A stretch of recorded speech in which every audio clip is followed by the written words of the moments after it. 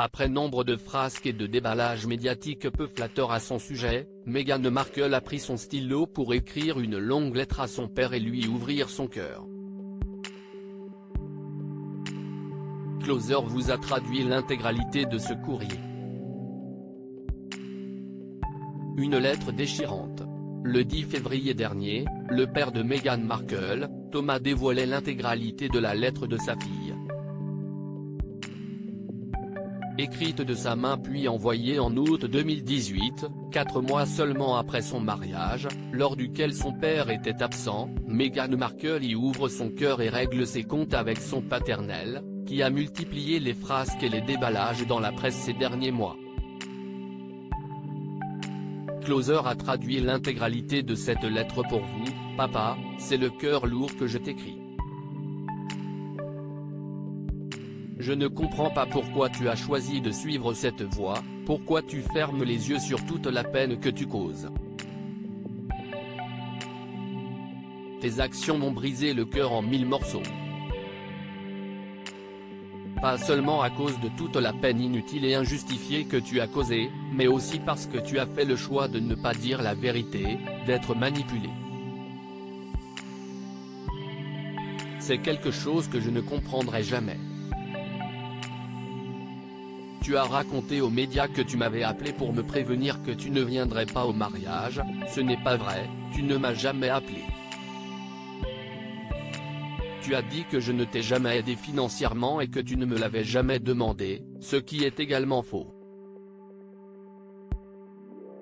Tu m'as envoyé un email au mois d'octobre 2017, dans lequel tu écrivais « Je suis désolé si j'ai été trop dépendant financièrement vis-à-vis de toi mais, s'il te plaît, pourrais-tu m'aider encore ? Et ne considère pas que c'est la monnaie d'échange de ma loyauté. Je n'ai fait que t'aimer, te protéger et te défendre. Je t'ai offert toute l'aide financière que je pouvais assurer. Je me suis inquiété pour ta santé. Et je t'ai toujours demandé comment t'aider. Quand j'ai appris la semaine de mon mariage par le biais des médias que tu avais eu une crise cardiaque, ça a été horrible. Je t'ai appelé, je t'ai envoyé des SMS. Je t'ai supplié d'accepter de l'aide. Nous avons envoyé une voiture à ton domicile. Et au lieu de me parler et d'accepter mon aide, tu as arrêté de répondre au téléphone et tu as choisi de parler seulement aux tabloïds. Si tu m'aimes, comme tu l'annonces dans les médias, alors s'il te plaît, arrête. S'il te plaît, laisse-nous vivre nos vies en paix. S'il te plaît, arrête de mentir, arrête de me causer autant de peine, arrête d'exploiter mon couple.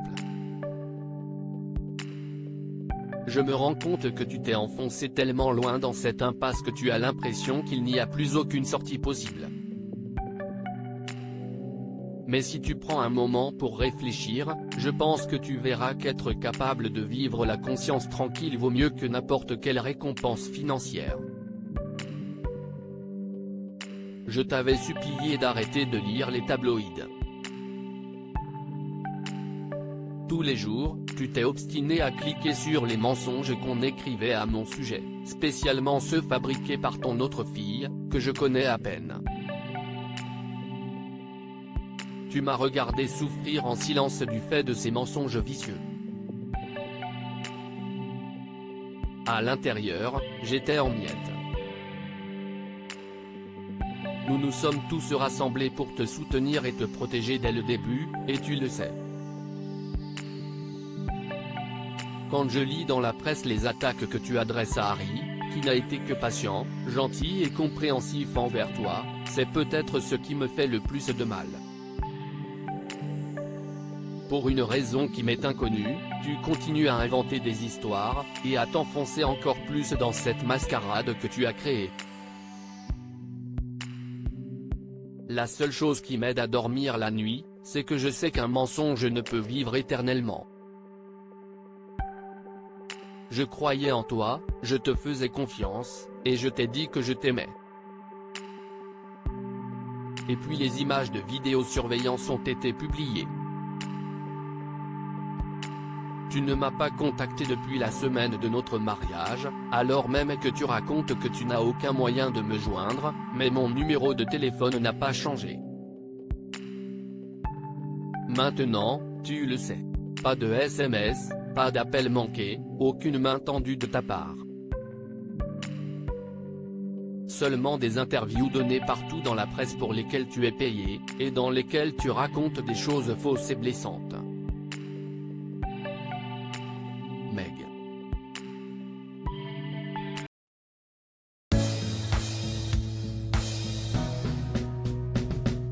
But there's all times through the rough times I think